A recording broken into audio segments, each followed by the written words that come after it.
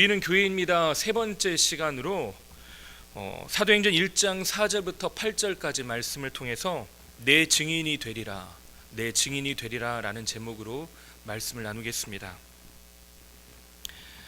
남태평양 광야에 가면 요코이라고 하는 동굴이 하나 있다고 합니다. 저는 가보지 않아서 잘 모르지만 그 동굴에서 얽힌 이야기가 하나 있습니다. 이 동굴의 이름이 요코이라고 하는 이름이 붙은 이유가 거기서 1972년에 한 사람이 발견됐기 때문에 그렇습니다. 사진을 한번 보여주시겠습니까?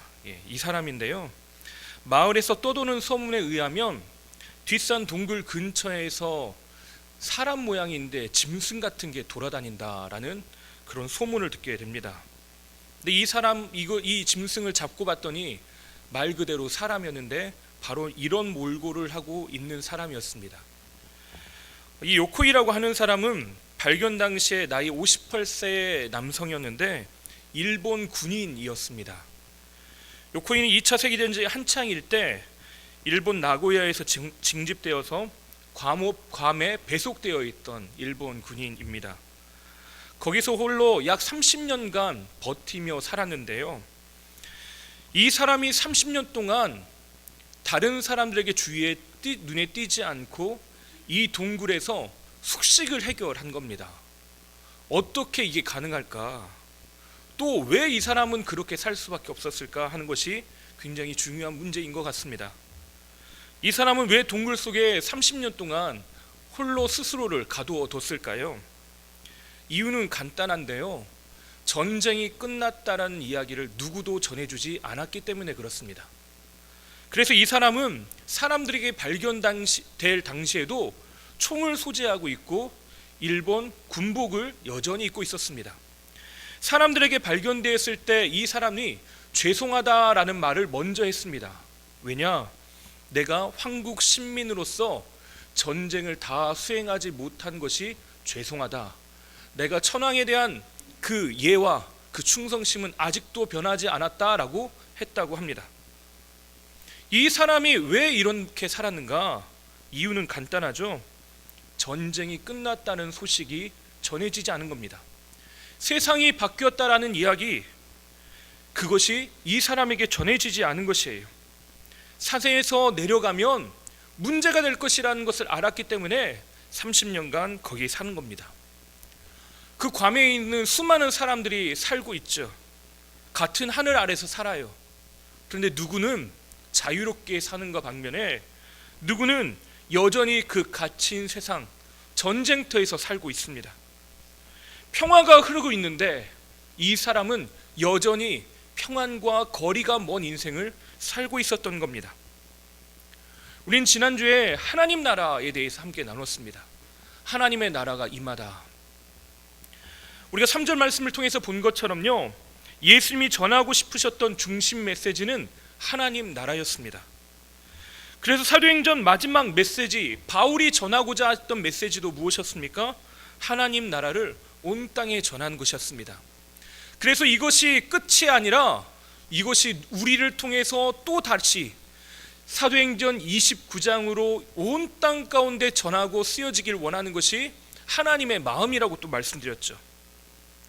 병든 자, 가난한 자, 소외된 자는요, 죄송하지만 죄인으로서 하나님 나라에서 멀고 먼 사람들입니다. 하나님 나라에 가까이 갈 수 없는 존재처럼 여겨졌습니다.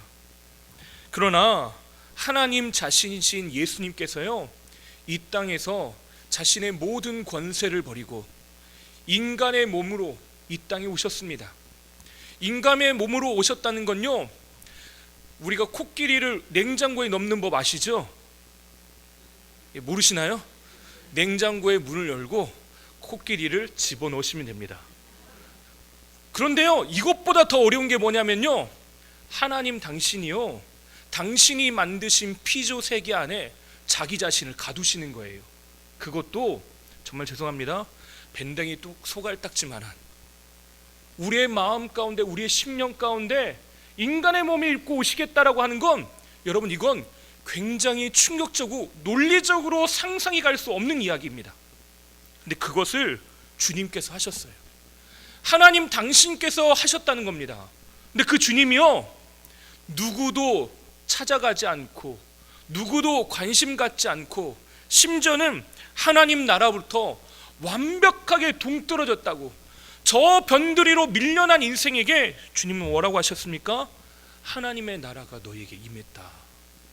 너는 나와 함께 밥 먹는, 하나님과 밥 먹는 하나님 나라의 주인공이라고 말씀하셨다는 거예요.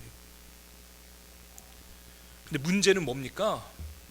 요코이 동굴에 있었던 그 불쌍한 일본 군인처럼요, 오늘도 그 하나님의 나라가 이 땅 가운데 임하였다는 사실을 모른 채 두려움과 외로움과 아픔 가운데 여전히 벌벌 떨며 사는 인생들이 있다는 것이 문제죠. 우리 가운데 두려움이 있고 문제가 있고 그 문제투성이 가운데 여전히 살아가고 있는 인생들이 우리 가운데 있다는 것이 가장 큰 문제라는 것입니다. 하나님 나라가 임하였다라고 예수님께서 분명하게 선언하셨는데, 하나님 나라가 가까이 왔다라고 말씀하시는 그 예수님과 아무런 상관없는 인생을 우리가 살고 있다는 것입니다. 여전히 밤잠을 설치고 고민해요. 여전히 문제가 우리의 삶의 발목을 잡습니다. 내가 무언가 도전하고 무언가 일을 하려고 하면요, 내 마음에 찾아오는 걱정과 근심과 두려움, 내가 지금까지 쌓아왔던 실패의 이력들이요, 좀처럼 무언가를 할 수 없게 만들어요. 그뿐입니까?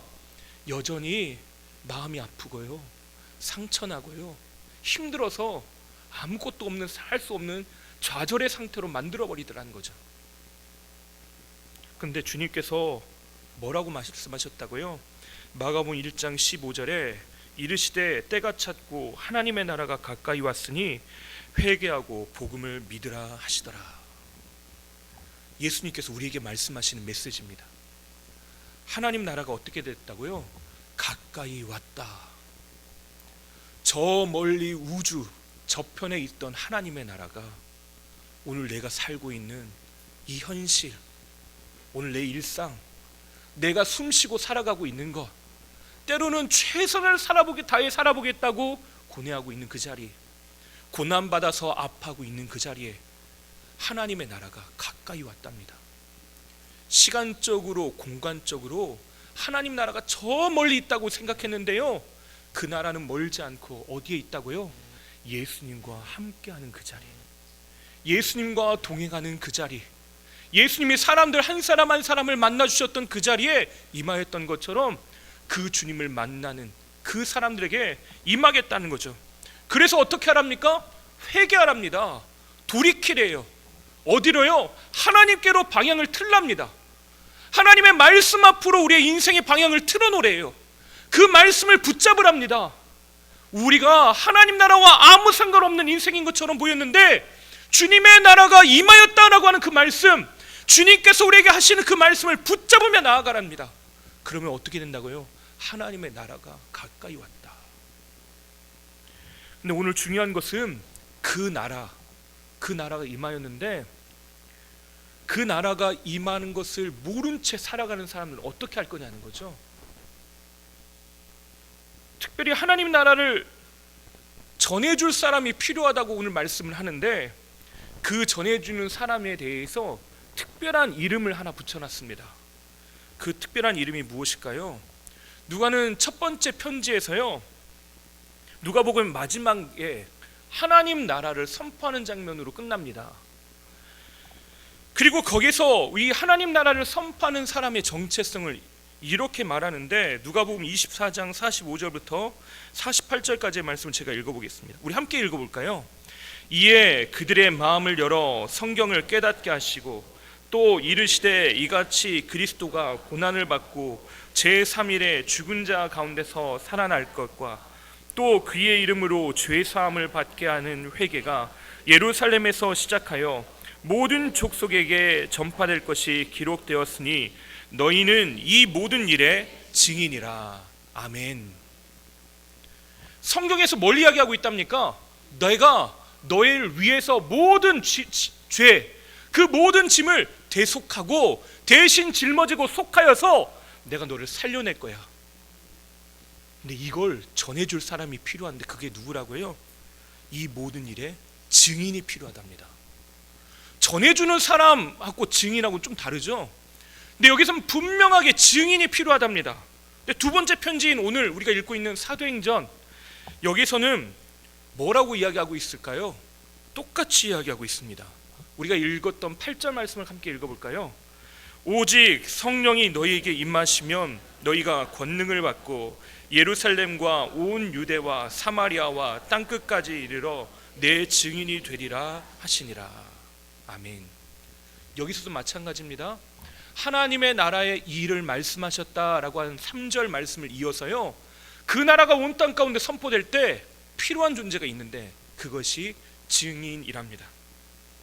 하나님 나라의 일을 말하는 우리, 하나님 나라를 살아가는 우리가 붙여진 특별한 이름이 뭡니까?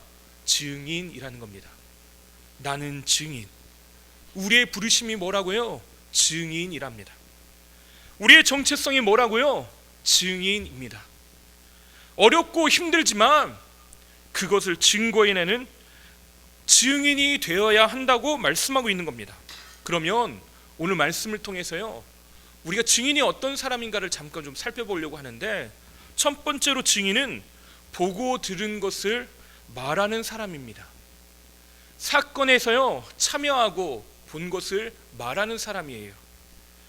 제가 사전을 찾아봤더니 증인이라고 하는 법정 용어, 법률 용어가 어떻게 정의를 하고 있나 봤더니, 법원이나 법관의 신문에 대하여 자기가 듣고 본 사실을 진술하는 사람, 어떤 사실을 증명할 수 있는 사람, 보증하는 사람이라고 되어 있었습니다.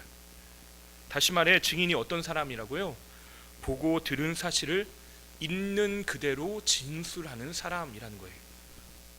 그래서 증인이 재판을 진행할 때 선서를 합니다. 저도 드라마로밖에 못 봐서 모르겠지만 찾아보니까 이렇게 쓰여 있더라고요. 선서, 양심에 따라 숨김과 보탬이 없이 사실 그대로 말하고 만일 거짓말이 있으면 위증의 벌을 받기로 맹세합니다. 이렇게 선서를 합니다. 양심에 따라 숨김과 보탬이 없이 뭘 한다고요? 사실을 있는 그대로 말하겠다는 겁니다. 워런 위어비스의 성령이라고 하는 책을 읽다 보니까 이 법정과 관련된 일화가 있었습니다. 한 성도를 구명하기 위해서 이 워런 위어비스 목사님이 법원에서 겪었던 이야기가 적혀 있었는데요, 법정에서 한 훌륭한 여성분이 증인으로 택됐습니다. 일어서서 조금 전처럼 손을 들고 진실만을 말할 것을 선서했습니다.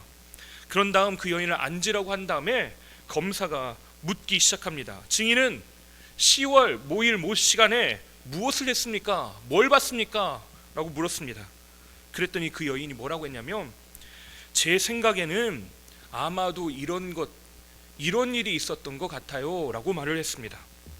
근데 듣고 있던 검사가 소리를 질렀답니다.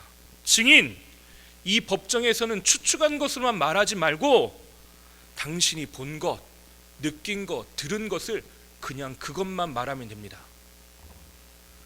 이 워런 비어스 목사님이요, 이 책에서 이것이 증인이다 라고 해놨습니다.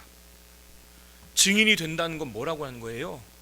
보고 들은 것을 있는 그대로만 말하면 된답니다. 우리가 예수님의 증인이 된다, 하나님 나라의 증인이 된다는 건 그러면 뭘 말하는 겁니까? 보고 들은 걸 말하면 된답니다. 근데 죄송하지만 우리가 증인이 된다라고 말할 때요, 누군가에게 예수님을 말할 때 정말로 죄송합니다마는 내가 예수님에 대해서 잘 모를 때도 그것에 대해서 그냥 말할 수도 있다는 것을 의미하기도 합니다. 사람들에게 예수님에 대해서 이야기하지만요, 정작 나는 모르고 추측만 하면서 들은 것 가지고, 내가 머릿속에 담겨져 있는 것 가지고 이야기할 수 있다는 거죠. 이것이 가장 중대한 문제입니다. 지성인으로서 보이고자 서가의 책꽂이에 여러 신앙서적도 꽂아놓을 수 있고 백과사전처럼 두꺼운 성경책도 꽂아놓을 수 있습니다. 교회에 올 때 신실한 신앙인으로 보기 위해서 저처럼 두꺼운 성경책을 이렇게 가져올 수 있습니다. 예수님을 아는 것처럼 보이게 만들 수도 있고요, 예수님을 잘 믿는 처럼 보이게 할 수도 있습니다. 하지만 증인은 어떤 사람이라고요? 그 예수님을 진짜로 아는 사람이 증인이라는 겁니다. 성경은 많이 알지만 내 인격, 내 삶, 내 성품, 내 믿음, 그것이 예수님과 아무런 상관도 없을 수 있다는 것이에요. 저와 여러분이 정말 잘 알고 있는 것처럼요, 우리는 예수님이 어떤 분인지 많은 것들을 나열할 수 있습니다. 이야기할 수 있어요. 우리는 충분히 그런 것들에 대해서 배워왔고 알 수 있습니다. 하지만 오늘 예수님께서 말씀하실 때 나도 그 현장에 있어야 합니다. 누가복음 24장에 보면 엠마오로 가는 두 제자 이야기가 나옵니다. 예수님께서 십자가에 달리시고 죽으신 것, 그 일들 때문에 실망해서인지 엠마오로 가고 있습니다. 그들은 예수님의 제자라고 불리는 사람들이에요. 그런데 그들이 예수님의 십자가 사건을 이해를 하지 못합니다. 심지어 그들이 바로 옆에 계셔서 이야기 나누고 묻고 있고 함께 대화하고 있는 분이 누구인지를 모른 채 그냥 갑니다. 거기 예수님이 계시는데요, 모르고 가는 거예요. 많은 것들을 보고 알고 있습니다. 그런데 예수님은 진짜로 모를 수는 있다는 것입니다. 하나님이 나의 친구다, 하나님이 살아계신다, 하나님은 사랑이시다. 우린 교회를 오면 이런 말을 흔하게 합니다. 하나님은 이런 분이시다고. 근데 여러분, 절대 이건 우리가 그렇게 생각하라고 말하는 구호가 아닙니다. 진리이고 믿음의 대상이에요. 우리가 붙잡아야 될 진리입니다. 우리는 신실한 마음으로 이것을 믿고요, 이것이 내 삶의 능력이 되게 만들어야 하는 것입니다. 우리가 경험하고 만나고 누릴 하나님, 그분을 우리는 진실로 알아야 하는 것입니다. 하나님을 만나고 알아야 하는 것이, 사울 눈에서 비늘 같은 것이 벗겨지듯이 엠마오로 가던 제자들의 눈이 열리듯이 우리 눈이 열려야 합니다. 성령을 통해서 예수님의 말씀이 내게 살아있는 메시지로 전달되도록 살아계신 예수님을 새롭게 보는 눈이 열려야 하는 것이에요. 그래서 예수님께서 4절에 뭐라고 말씀하십니까? 사도와 함께 모이사 그들에게 분부하여 이르시되 예루살렘을 떠나지 말고 뭐라 합니까? 약속하신 성령을 기다려라. 약속하신 것이 무엇이에요? 제가 말씀하신 것처럼 성령을 기다리라는 겁니다. 내 안에 내주하시는 그 하나님, 내 안에 일하시는 하나님, 오늘도 내 삶 가운데 역동적으로 일하시는 그 하나님, 그 성령의 인도함을 받고 오늘로 살라는 것이죠. 그래서 예수님은 증인으로서의 제일 중요한 선결 조건을 뭐라고 이야기하십니까? 성령을 받으라 라고 말씀하시는 겁니다. 성령을 기다려라. 그러면 어떻게 된다고요? 살아계신 하나님이 구호로 끝나지 않고요, 오늘도 살아계시면서 내 앞에 역동적으로 일하고 계신 그 하나님을 만나게 될 것이라는 겁니다. 내 앞에 문제가 높은 파도처럼 홍해처럼 내 앞에 있을지라도 그 주님을 믿고 따라가면 그 홍해 바다가 열릴 것이라고 하는 사실을 지식으로만 갖지 말고 실제로 믿고 그 구원의 하나님을 따라가라는 것이에요. 살아계신 하나님을 만나게 되길 바랍니다. 당신의 죽음으로 우리의 죄값, 죽을 수밖에 없는 사형 선고 받아야 될 우리를 당신의 죽음으로 대신 치르시고 사셨습니다. 살려내셨습니다. 우리에게 그렇고 기쁨과 소망을 우리에게 허락하셨습니다. 그 주님을 우린 이제 어떻게 해야 됩니까? 그 주님을 만나야 되는 거예요. 내 집으로 초대하고요, 내 인생에 그분을 초대해야 합니다. 내 삶에 그분을 모셔드려야 돼요. 그래서 우리가 읽었던 8절 말씀을 보면 오직 성령이 너에게 임하시면 너희가 권능을 받고 예루살렘과 온 유대와 사마리아와 땅끝까지 이르러 내 증인이 되리라 하시니라. 여기서 땅끝은요, 땅의 끝을 말하는 겁니다. 멀리 있는 복음의 미답지를 의미하고 있죠. 바울 같은 경우는 이 땅끝을 어떻게 생각했냐? 서바나라고 우리의 성경에 기록되어 있어서 스페인 그 지중해 끝자락 대서양을 만나는 그 지하 그쪽이 땅끝이라고 생각했습니다. 그래서 그 땅끝까지 가서 복음을 전해야 된대요. 근데 여러분 아시는 것처럼 지구는 네모난 게 아니라 평면이 아니라 지도가 아니라 뭡니까? 구 형태입니다. 그래서요, 오늘의 땅끝이, 오늘의 최전선이 내일의 땅끝이 될 수 있습니다. 그래서 이 지구 위에 서 있는 순간요, 땅끝은 지금 시작점은 여기고요, 땅끝은 어디입니까? 여기에요. 제가 이 생각을 묵상하면서요, 뭘 생각하게 됐냐? 복음이 진짜 들려질 때가 어딘가, 복음의 미답지가 어딘가, 땅끝이 바로 나구나. 내가 땅끝이구나. 내가 정말 주님을 알아야 되구나. 나에게 그 복음이 능력이 되어야 되구나. 예수님을 만나고 알아야 될 사람이 누구라는 거예요?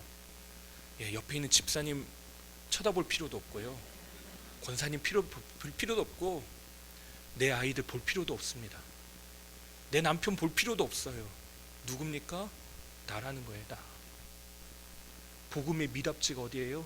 나예요. 나. 그건 여러분에게만 해당되는 게 아니라 저에게도 해당되는 겁니다. 목사라고 그냥 하나님이 너 그래, 내가 너 인정해 하고 도장 꽝 찍습니까? 결코 아니에요. 하나님의 말씀을 더 깊이 사모하지 않으면요, 넘어질 수밖에 없는 게 목사더라고요. 매일 주님을 만나야 되고 더 깊이 주님을 알아야 합니다. 하나님을 향한 사랑이 더 깊어져야 하는 것이에요. 내가 주님을 만나고 주님을 알아야 됩니다. 그래서 여러분, 예배 나오실 때마다 여러분 간절히 기도하시길 바랍니다. 하나님이 만나주시겠다고 정하신 시간이잖아요. 하나님께서 우리에게 찾아오시겠다고 말씀하신 시간이잖아요. 우리 그 주님을 붙잡아야 합니다. 하나님 앞에 나아가 엎드려야 돼요. 하나님, 이 예배가 그 거룩한 임재가 있는 시간, 내가 이곳에서요, 글로벌을 포함한 그 엠마오로 갔던 제자들처럼 주님이 여기에 찾아오시는데 누구세요? 하는 사람이 아니라 그 주님의 살아계심을 보고 영화로우심을 보고 그 하나님의 사랑이 내 심령 가운데 충만해지는 그 은혜의 자리 되길 바랍니다. 여러분, 우리가 그렇게 간절히 기도하게 되길 바랍니다. 주의 옷자락 만지기를 원했던 여인처럼요, 흉악한 귀신 들린 딸을 가지고 있었던 가나안 여인처럼요, 주님 앞에 나아가 그 은혜를 구하시는 저와 여러분 되시기를 바랍니다. 두 번째로, 증인은 변호사가 아닙니다. 증인은 변호사가 아니에요.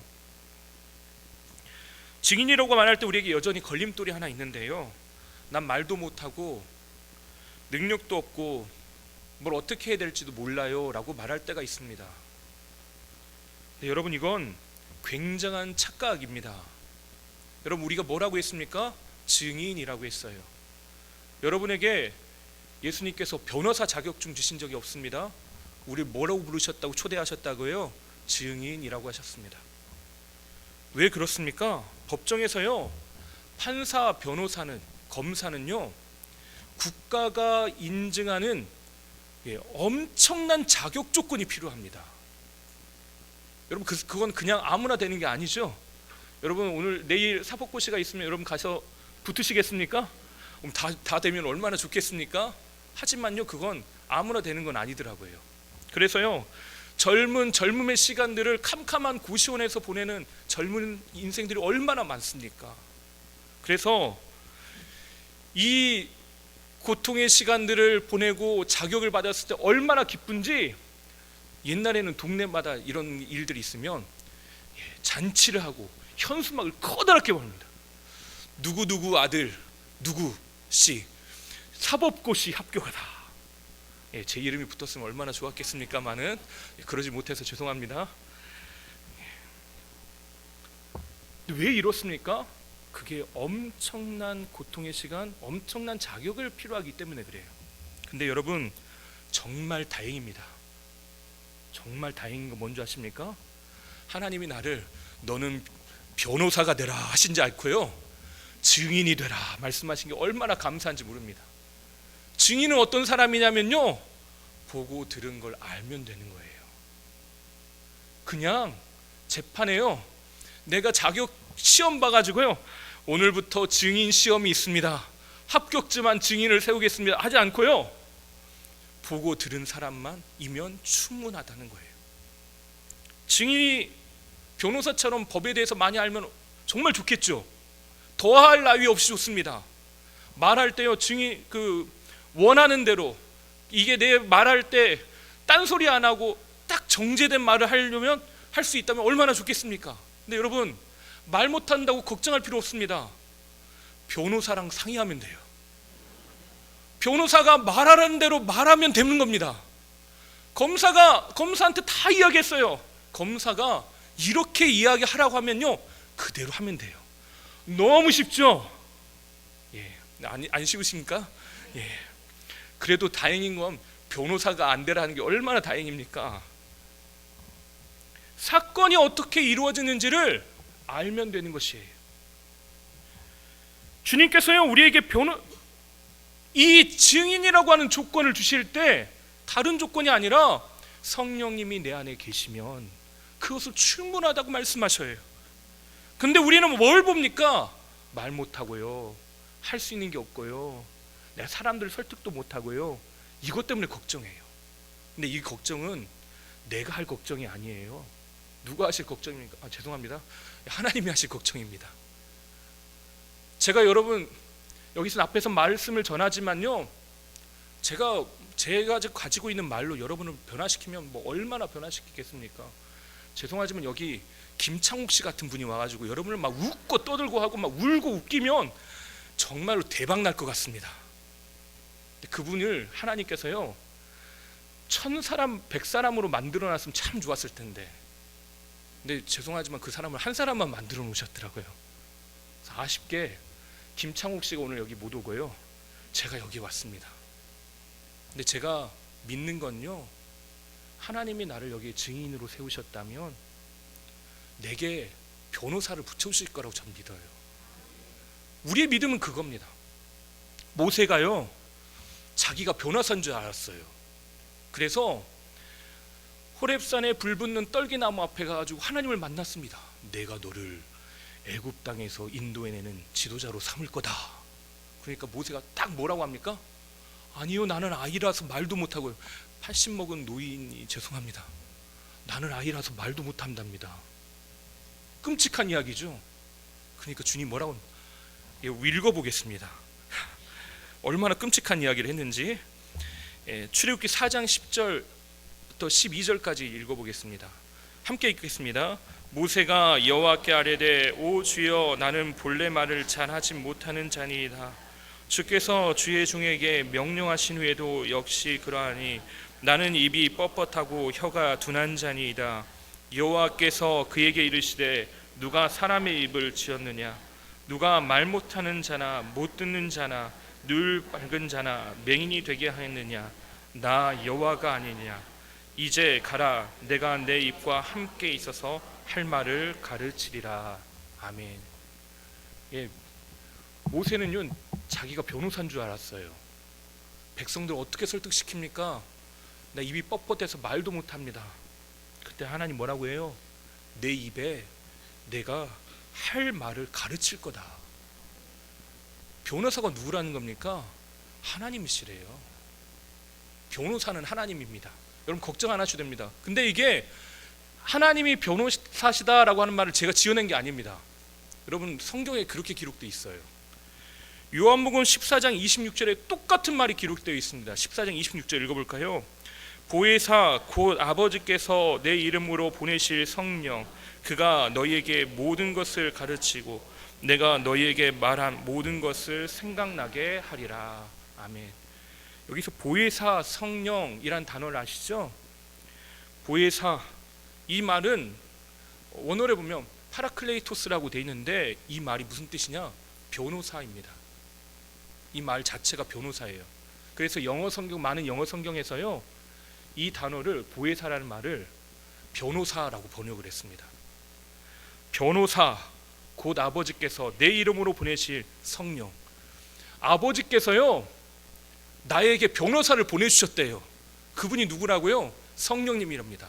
성령님이 변호사가 되셔서 우리에게 뭘 하신다고요?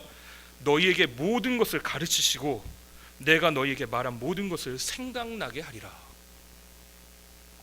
핍박과 환난, 그 배교의 시대 가운데 요한을 통해서 말씀하신 게 뭐냐?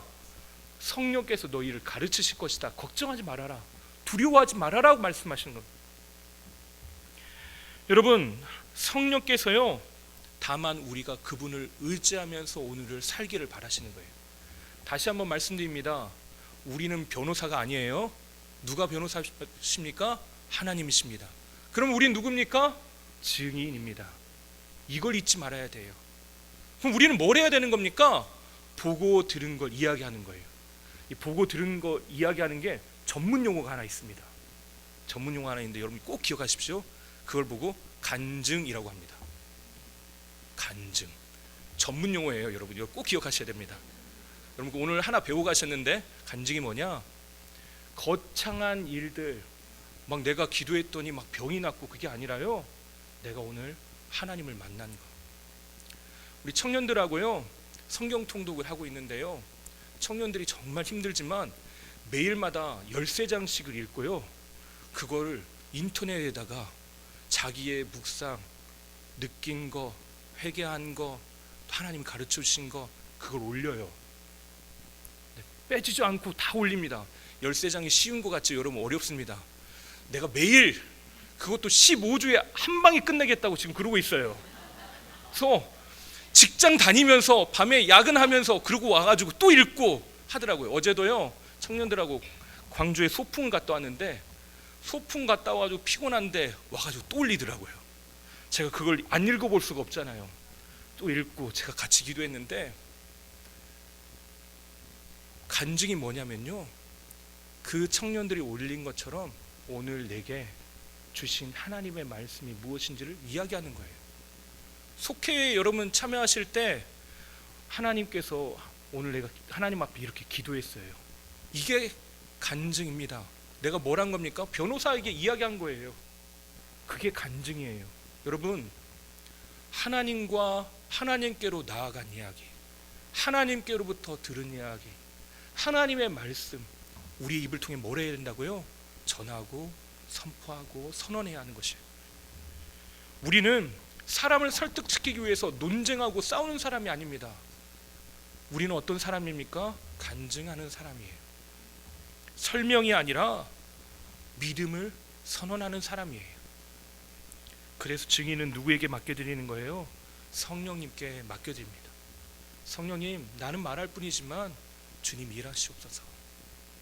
우리 자녀들의 인생이 하나님 안에서 온전히 세워지기를 우리는 구하죠.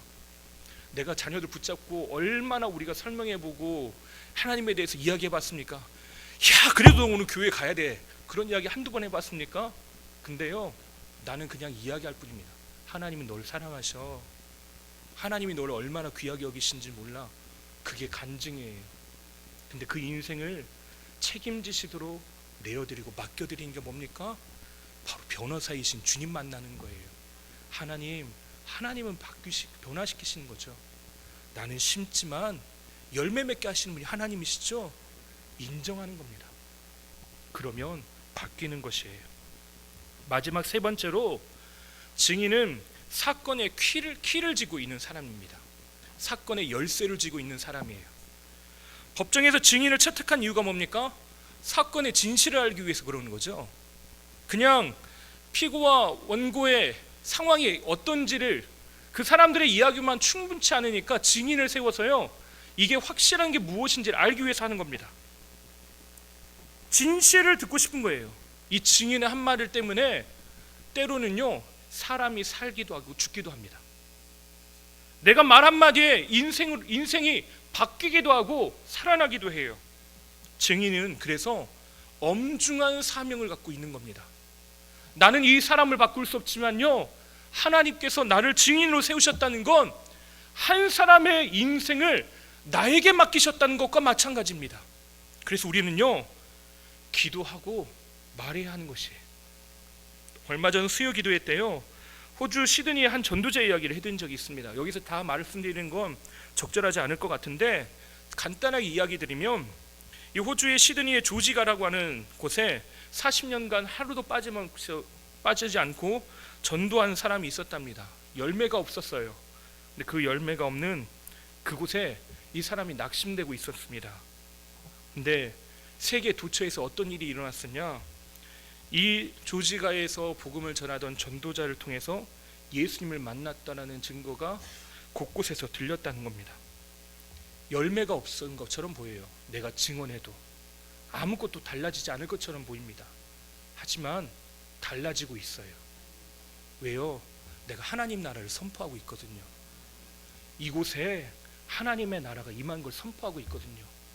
요코이 동굴에 갇혀있던 그 사람에게요, 사람이 찾아가서 당신은 여기 있을 사람이 아니고 전쟁은 끝났습니다 라고 말하지만 그 사람의 마음은 쉽게 바뀌질 않아요. 왜요? 이 바뀐 세상을 감당할 마음이 없기 때문에 그래요.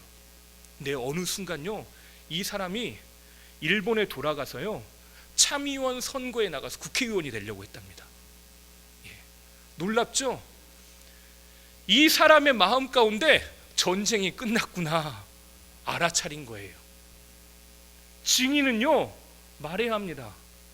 그러면 그 사람의 인생이 바뀌는 거예요. 한 사람의 인생이 요당치고 있지만 거기에 전해주면 삶이 바뀌는 겁니다. 눈물로 씨를 뿌리면 어떻게 된다고요? 기쁨으로 단을 거두는 겁니다. 이것이 진리이고 하나님의 말씀이고 약속입니다. 하나님 나라의 법칙인 것이에요. 나는 겨자씨를, 작은 겨자씨를 심었습니다. 겨자씨는요, 겨자나무 나무는 여러분 아시겠지만 이 정도 허리춤 정도 자라는 풀입니다. 잡초예요. 그냥 길거리에 흐드러지게 피는 풀이랍니다. 근데 그 주인이 이 잡초를 어떻게 했나 봤더니 누가복음 13장 18절부터 19절을 함께 좀 읽어보겠습니다. 함께 읽겠습니다. 그러므로 예수께서 이르시되 하나님의 나라가 무엇과 같을까? 내가 무엇으로 비교할까? 마치 사람이 자기 채소밭에 갖다 심은 겨자씨 하나를 같으니 자라 나무가 되어 공중의 새들이 그 가지에 깃들였느니라. 여기 충격적인 게 뭐냐면, 제가 그 겨자가 잡초라고 했죠. 여러분은 텃밭이 있는 분이 있는지 모르겠지만 잡초는 뽑아야 될 대상입니까? 심어야 될 대상입니까? 여러분 너무 잘 알고 계시네요. 근데 이 주인이 뭐 했다고요? 채소 밭에다 갖다 심었답니다. 이게 너무 놀라운 거예요. 내가 하는 말이요, 사람들을 봤을 때 작은 겨자씨, 볼품없는 것처럼 보여요. 하나님은요, 주인은 이 말을 너무 조롱하고 너무 사랑하신답니다. 그래서요, 당신의 밭에다 갖다 심으셨대요. 너무 좋으시대요. 근데 그 나무를 주님이 키우시자 어떻게 됐다고요? 그 풀이 잡초가 아니라 새들이 깃드는 나무로 자라간답니다. 이게 은혜예요. 나는 아무것도 안 한 것 같아요. 하지만요, 내가 오늘 하나님의 나라를 기억하고 입술로 고백하기 시작할 때 이곳에 주님이 그 말을 가져다가요, 오늘 하나님 나라에다 심으셔가지고 그걸 나무로 자라게 하시거든요. 나와 함께하는 사람들, 쉴 곳 없는 사람들, 오늘 요코이 동굴에 있는 사람들, 갇혀있는 사람과 같은 아픔을 겪고 있는 사람에게요, 그 그늘 아래서 쉬게 하신답니다. 이게 은혜인 줄 믿습니다. 여러분, 근데 한 가지 우리가 기억해야 될 것이 있습니다. 증인이라고 하는 헬라어 단어가 마르투스라고 하는 단어인데요, 이 단어가 또 다르게 쓰일 때가 있습니다. 순교자라고 하는 말과 같아요. 증인, 순교자.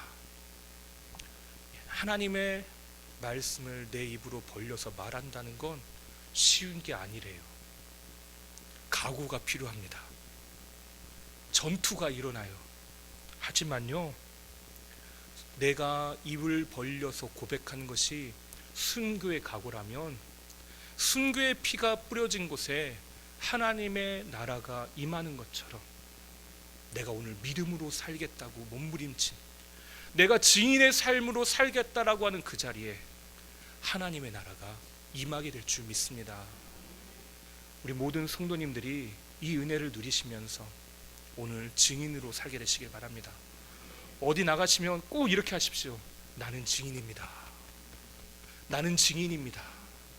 이것을 꼭 기억하시면서 오늘을 살아가시는 저와 여러분 되시기를 주님의 이름으로 축원합니다. 기도하겠습니다. 우리를 사랑하여 주시는 하나님 아버지 감사합니다. 아무런 자격 없는 자랑할 것 없는 우리를 기억하여 주시고 우리를 귀하게 여겨주셔서 우리의 고백, 우리의 삶을 주님의 품에 품어주시니 감사합니다. 우리의 삶을 오늘도 놀랍도록 박수쳐 주시고 격려해 주시니 감사합니다. 오늘 우리가 이 시대 가운데, 이 세대 가운데, 우리가 하고 있는 살아가는 삶의 자리 가운데 하나님 나라의 증인으로 살게 하여 주시옵소서. 하나님의 사랑을 온몸과 온몸으로 받아 누리게 하여 주시고 아무런 소망 없던 자들에게 소망과 위로를 주는 거룩한 통로 증인의 삶을 살게 하여 주시옵소서. 오늘도 우리와 함께 하시는 것 감사하며 예수님의 이름으로 기도하옵나이다. 아멘.